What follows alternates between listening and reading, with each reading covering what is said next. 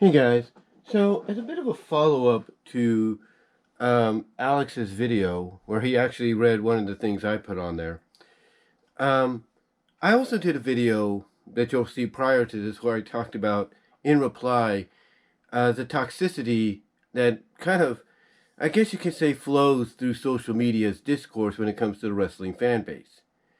But one thing that was brought up during Alex's video that everybody was bringing up when he was reading off the comments and everything, and he even brought it up himself, is it's not just limited to wrestling.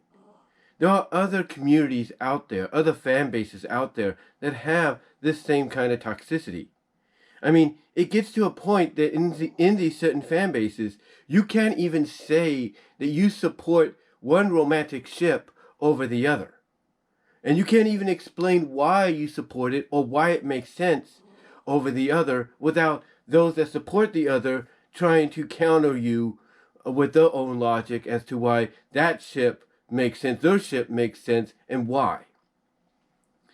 And one of the best examples that, has been utilized a lot, and I don't know if anybody brought it up later on in the video, I still got to finish watching it, but one of the best examples is the Sonic community.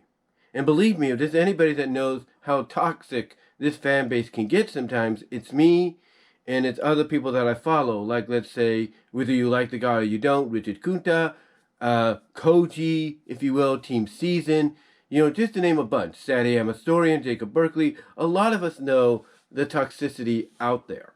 I mean, Alex Hedgehog, if you will, the list could go on. I mean, even Ian Flynn and Ken Penders know the toxicity of the fan base, even though some would say one over the other adds to it, they just don't realize it. But, like I said, when it comes to the Sonic fan base being part of this toxicity, that you see on the internet, when it comes to various fandoms being in that category, like I said, you can't even come out and say that you support, in my opinion, one of the best ships out there, and I say that's my opinion because I support it, of Sonic and Sally. You can't even explain why you support it. You can't even tell people that this is why, because they've been together, they've been shipped longer than Sonic and Amy. And that Amy came around towards the end of the Satyam cartoon and was only added into the comics, which started to be more like the Satyam cartoon later on, just around the 25th issue or so. And that was it. That was it. You can't explain, the facts of the longevity of said ship over the other. And the excuses that the other side gives to said ship being better than, let's say, Sonic and Sally, and which is probably one of the lamest ones, period, and I say it with all due respect, is because both are hedgehogs. It makes more sense. But when you look at it from that perspective, that right there is an example of a toxic fan base, or toxicity in a fan base, no matter what. When you basically say one character should be with another character because they're the same species, or in reality base, they're the same race, they're the same color, when that's not entirely true. Anybody can be with anybody. Whether you like the direction they go with said relationship or not, that's up to them. But when you come out and you say that this character should be with that character because they're the same species, or in case same color, same race, that shows the level of toxicity in a fan base. Going to upteenth levels it shouldn't be. Because just because Amy Rose and Sonic Hedgehog are hedgehogs doesn't mean they need to be together. You know who they pair Amy Rose with outside of Sonic a lot? You know who they pair her up with? They pair her up with Tails. They pair her up, believe it or not, with Shadow. Heck, they go outside the lines and sometimes create their own OCs and pair her up with that person. They even pair her up, believe it or not, with some members of the Chaotix. If you catch my drift. The point is, people will go outside the bubble and pair Amy up with other characters. Most notably, like I said, Tails and Shadow. If they want to go that route. Well, they leave Sonic to be paired with Sally, or maybe somebody else they feel feels the same kind of roles and and I guess you could say checks off all the boxes that Sally does, they pair Sonic off with her. The thing is, you shouldn't limit yourself as to who gets paired with who. That's a fact. Another example of toxicity in any other fandom like Sonic is considering what is canon and what is not. There is a lot of people that look at Sonic SatAM and even the books that were published by Archie Comics that later on, as I mentioned, became more like SatAM, and they don't consider them to be part of Sonic lore. They don't consider them to be the true history of Sonic, the true continuity of Sonic, and that only the games are the true continuity of Sonic. Only the games are where it all really happens. And yet, it's like I said in the previous video, it doesn't matter which one goes in what direction. As long as you're a Sonic fan, you can enjoy both. It doesn't matter. It doesn't matter if you ship Sonic with Sally and Sonic with Amy, in a different continuity. It's fine. You can enjoy both. I mean, when I watched Sonic X, I loved the idea of how they were slowly building up to the potential Sonic and Amy relationship, and I supported that. At the same time, I supported Sonic and Sally's relationship from SatAM and in the comics. When I look at Sonic Boom, I like how they tease and flirt and do these little tease flirtations, if you will, I should say, with Sonic and Amy, and I'm cool with that. I'm cool with that because, hey, if they're gonna go that route to slowly build to something, I'm cool with that. I can support that. At the same time, I'm supporting Sonic and Sally from the Archie comics and from the Saturday morning cartoon. I have no issue with either one of them whatsoever. Heck, I don't have a problem with Sonic X, Sonic Underground, Sonic Boom being their own different kind of continuity, outside of Archie and Sonic SatAM. I don't even have a problem with IDW having a continuity that's different, if not similar, to Archie. Because, and you know why? Because I know, for a sense, that the essence of Archie, the spirit of Archie Sonic, lives on in IDW, even though it's its own continuity. So I have no problem if it's its own continuity with a bit of essence and influence from Archie comics outside of Archie. I don't. The point is, you can like any version of Sonic that you want out there. Period. You can even like fan fiction versions and adaptations of Sonic. And that's no lie. That is no lie. You want to like, let's say, the stories you find on fanfiction.net or adultfanfiction.org, where it's basically Sally getting it on with Nicole in an LGBTQ relationship story, smut as they call it, or it's Sally getting on, believe it or not, with her own mom in a smutty incense-like story, or it's Tails getting it on with Whisper, or Tails getting on with Tangle. If you enjoy that kind of stuff, if you enjoy combining all the continuities into one where it happens, that's fine. Knock yourself out. If you're a fan of Sonic, it's okay. It may not be the most popular version or most understanded version to like, in the fan base, but still, if that's your thing, go ahead. Knock yourself out. And if you want to add it to the other fandoms of Sonic, if you want to add it, what I'm trying to say, if you want to add it to your fandom of Sonic overall, along with, Underground, X, IDW, Archie, Sonic SatAM, you name it, the games, that's fine. More power to you. More power to you. Because here's the thing.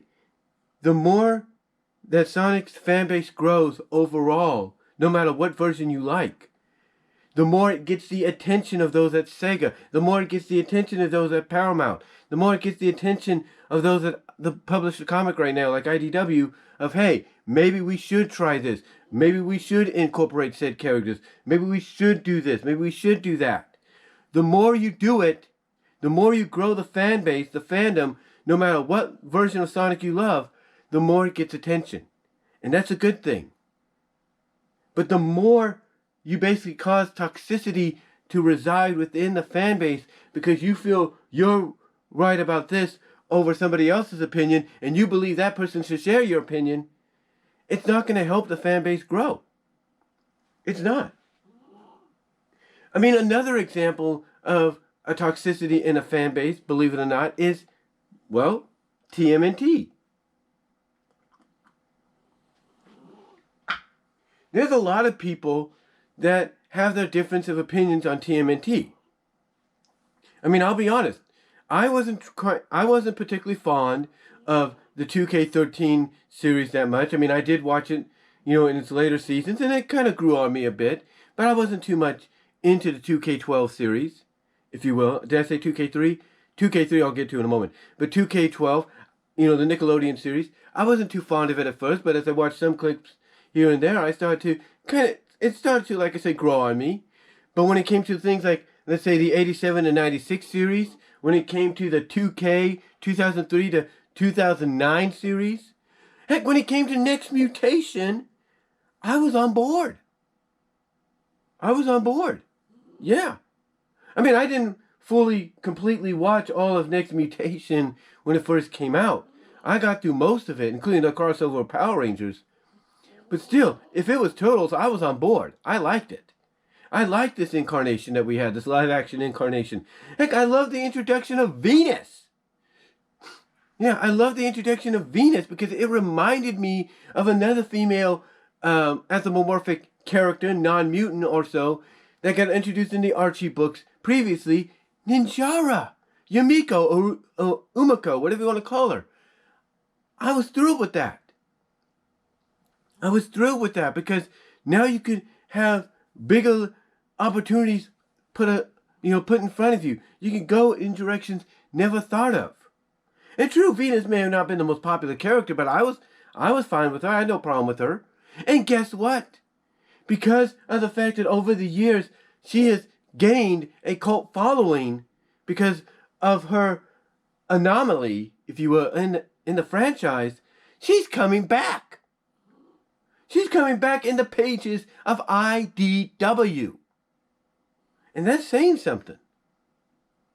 And because of characters like her in Next Mutation, because of characters like Mona Lisa in the original 86 or 87 to 96 show, because of characters like Ninjara, Yumiko in the Archie book, now you have a peripheral of female characters, mutant or non-mutant, anthropomorphic or whatever, showing up in the comics, showing up in the franchise. I mean, heck, you could trace it all the way back to the second season of the original 80s run for the Turtles, when we had Catwoman from Channel 6. With April becoming a cat. The thing is, these situations open the door for characters now that you see, like Eloplex. Eloplex, I think that's Eloplex? Eloplex, yeah. For characters like Eloplex to show up. For Lita to show up. For another version of Mona Lisa to show up in the comics, and so on. And so on. Heck, you even opened the door for April in the CGI series to be half mutant, to have psychic powers or whatever. You opened the door for her to have a relationship with Donatello. You opened the door for another female mutant character to show up and have a relationship with Michelangelo, where Eloplex, this IDW version of, I guess you could say, or their answer to Ninjara, whatever you want to call it, have a relationship with Raphael. You even had April in Rise befriend a girl that was mutated into a slime girl and could shapeshift into whoever or whatever she wanted. I mean, Venus, as polarizing as she was, along with the likes of Ninjara, even the likes of Catwoman, April, and Mona Lisa, opened the doors for that to happen. And guess what? People embraced it. Fans embraced it. Now, did every fan embrace it? Has every fan enjoyed it? No. A lot of fans don't care about these female additions or other mutated additions of characters showing up, or these different incarnations or takes on fan favorites showing up. They prefer the other ones. But again, it's alright. It's fine to like all versions. It's fine to like different incarnations. It really is.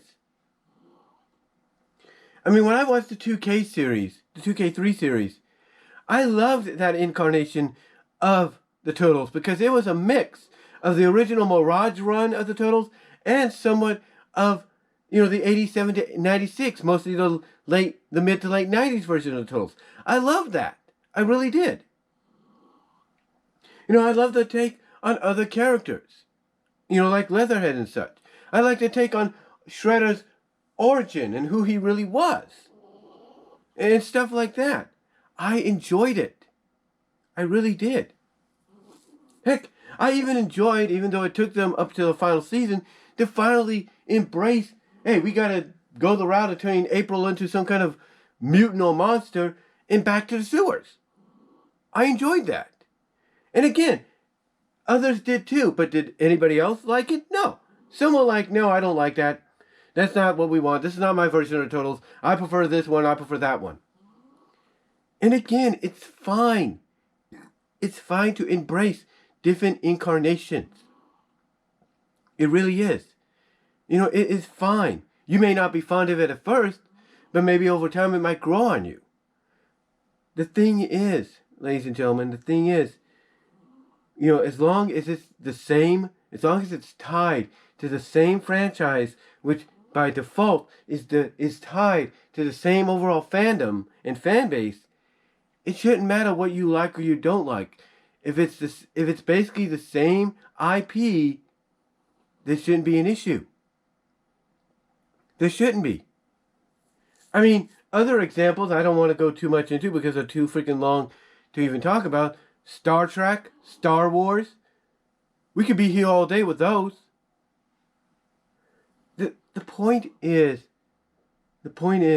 if you're a true overall fan of these characters, of the IP in general, then it shouldn't matter whether or not it suits your fancy or anything. If you enjoy it, enjoy it. If you want to embrace it, embrace it. Don't judge others or whether or not they should like another version or they shouldn't. Or they should be able to add said love of that version to their overall fandom. Because that's their choice. The more you tell them to not like something because this one is superior over the other, it just makes that fandom more toxic. It makes it more toxic, and it basically drives away any other potential fans you'd be wanting to bring into it, or you want to get invested in it. It'd be doing that, and you don't want that. You don't want that whatsoever, in my opinion. So when I look at what Alex talked about, in his video, and I followed up on with my own, and the answers a lot of people gave him, and as along with comparing it and mentioning and comparing other fandoms that are in a similar situation, nobody is lying about that. Nobody is lying about that. Because, as long as you feel the love and passion for something, then that's all that matters. You shouldn't judge anybody else. And maybe all they're trying to do is say, hey, just give it a shot.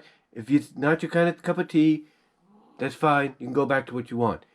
You shouldn't crap on them, okay? You shouldn't crap on them. I mean, one of the biggest, and I'm going to say this in closing, one of the biggest examples of this out there as we speak, believe it or not, one of the biggest examples of that out there is the furry fandom. And that probably has the most polarizing fan base out there. There are furry fans that enjoy being furry fans, enjoy having personas, if you will, of themselves drawn and used as avatars of VR tubers or whatever. But they could also be the kind of fans that, even though they enjoy that, don't like the fact that there are fans of the furry camp, of the furry fandom, that dress up as their avatars, that commission or take time to create costumes that represent their avatars and then go on camera as said character. Or they go on camera and not speak a word and they just pose around. But guess what? That's their choice. That's their way of embracing the love of the furry fandom. And guess what? If you enjoy both sides of the coin, that's fine too. Add it to your fandom, add it to your love of the fandom of furriness. This shouldn't be an issue. But because it's one of the more toxic, because it's one of the more controversial, polarizing fan bases out there, it's going to have its share of toxicity no matter what. Probably more so than any. I mean, a good example of this, and I did a video on it several years ago, I think a year or two before I moved out here to Newman. There was a situation in Chicago, I think it was Chicago, where people were so against the furry fandom overall, not understanding that this is something that fans love. Fans embrace overall. Whether they like dressing up as characters, or they just love, the furry fandom and the furry atmosphere and all that, and the intrigue and everything that goes along with it. In Chicago, several years ago, people tried to poison, if not injure, physically. I wouldn't say physically, but internally, through poisonous gases or whatever. They tried to basically hurt people at a furry convention in Chicago. And it made news. And I don't know if these perpetrators got caught or anything. If they did, thank God. And hopefully they got the punishment they deserve. But still, that shows you the depths, the guttural depths of how low hatred for anything of a fandom can go. That people are willing to hurt others just because they don't understand it. And here's the thing. Like I said, there are members of the furry community, of the furry fandom, that love having personas drawn about them, using those personas as a YouTube avatars, having those personas used as a VR tuber avatars, whatever. And even though they enjoy that, they may not be fond of, dressing up, but if they have that, that's cool with them, and they're willing, and even though they may not be fond of others dressing up, guess what? They'll be willing to accept them, saying, hey, that's their choice. That's fine. Or they could be honest and disagree with them and say, hey, I know that's your thing. It's just not mine. I'm cool with what I have. And that's cool too. You can have your disagreements. But the toxicity of the fandom, goes, like I said, it's such a guttural low, gets so unbearably low to the point that you have people, and I don't know if they were members of the fandom or not, willing to go this far to try to hurt people. And sometimes it's not just as far as what they would do. Sometimes it just could be cyberbullying online or trolling online or trying to infect people with malware and all that online. Because even though they may be part of the furry community, they may not like the idea of, oh, this person's trying to dress up and just, act like so-and-so. That's disgusting. I'm going to do this, da-da-da-da. And yet, like I said, you have people that envision themselves with personas, for the avatars online, on YouTube, and VR tubing and all that. Along with those that dress up, that get along and embrace it, and they're fine with it, and may not, peacefully say, hey, that's not my thing, but if it's yours, it's cool. And that's an example of embracing all aspects of it as part of the fandom and enjoying it. But again, you have those outside of the fandom, if not within the fandom. We don't know what where those guys stood or not, But you have those outside of the fandom and within the fandom, even today, that don't feel the same way as those that I spoke of. And they cause the toxicity. They really do. I mean, again, I could go on for hours among hours and hours of other examples out there. The fact of the matter is, if you love something, if you love a certain franchise that has an immensity of fans in its fandom, then then like what you want to like. And if you enjoy all aspects of it to an extent, that's fine. Don't drag anybody down because you want them to believe one thing or your side of things and discharge something that they like. No. Let them enjoy all aspects. Doesn't matter whether it's Sonic, doesn't matter which, or should I say, what I'm trying to say, let me get some coffee here.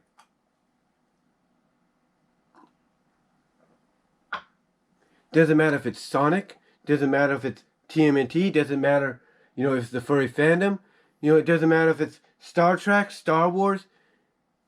It shouldn't matter either way. If you like any aspect of it to an extent, that's fine. And if others love other parts of it, that's fine too. Don't drag each other down. And if you love all aspects and you're respectfully able to understand that with each other, then that helps grow the fandom even more in a positive light. But as long as you have those that are willing to drag others down because they don't like this, they don't like that, they just want to be trolls and all that, or they just want, and that's the other thing too. We have to be careful about those that we think are members of the fans, but are actually just cyberbullies and trolls who most of the time, as I pointed out, are probably young kids in junior high, middle school, if you will, or on the verge of that, or probably starting their high school years, or even the college years, but mostly between high school, junior high, and grade school, elementary. We have to be careful that sometimes most of those trolls and cyberbullies, they infiltrate the fandom and act like the fans, and then come out and start saying all these nasty things to cause this toxic discourse. We gotta remember, most of the time, those could just be people wanting to cause trouble, and most times, just based on how they type things up and say things, those are just kids wanting to cause trouble because they don't understand and they have nothing else better to do. So we gotta be careful of that. We gotta be careful of that. We have to be able to tell the difference. Because if you see somebody negatively commenting on you and saying, "Oh, you're an effing d and you so d and you don't have the courage to show d and all that," well, you get the idea. Basically, to them, if they come out and say, "Oh, you're effing, you know what," or "You suck, you suck, you know what," because you don't have the courage to show this XXX material, that XXX material, and you see how it's worded at times. If it's in all caps, and you see how it's worded, then you'll know that's just some kind of kid going through puberty, hormonal situations, or whatever, that has nothing better on their minds to do. So you got to be aware of that. You got to be able to tell the difference between those people, between real fans, and those that are infiltrating the fandom, pretending to be fans, but are actually trolls and cyberbullies that are basically adding to the toxicity that plagues all fandoms across the board. You got to be careful about that. But overall, I just wanted to do this follow-up, guys. On the video I did as a reply to Alex's live stream, just basically mentioned that it's not just wrestling that deals with this. It's all fandoms. And the ones I shared as an example are some of the more prominent, I should say, not prevalent, but prominent out there. But which fan bases, besides the ones I talked about and alluded to and mentioned, did I miss that you feel have a similar situation, if not worse? Let me know down below in the comments, as well as in the live chat during the premiere, where, as it's described in the descriptions, super chats are open and would be appreciated, especially at this time, because I do need help paying back the federal as much as I can. But let me know what your thoughts are, guys. Comment below. Like I said, live chat during the premiere with super chats and super stickers are open and would be appreciated. Also, check me out at my Teespring store to purchase some merchandise there. Again, it'd be great. It'd be absolutely helpful, especially during this time. Also, check me out at BW Rose's Discussions, all your favorite audio podcast platforms except for Pandora. Also, check me out at deviantart.com/BVW1979. Also, check me out at VENMO at BW Roses for content you can't get anywhere else except for Pandora. Also, check me out at Venmo at Brian-Warmer-2. Again, another way to help me financially, especially during this time. And at Cash App at BW Roses98. Another avenue to help me out financially. And also check me out at Patreon.com to support me with a $1 or $3 tier at BW Roses. I do have a new video up there, which probably by today will be going public. But if you want to see it before it does that, go and support me with the $3 tier as well. But until then, guys, let me know, again, what fandoms do you think I missed out on, besides the ones I touched upon, talked about, and even alluded to? Let me know down below in the comments and in the live chat. And until next time, I am out.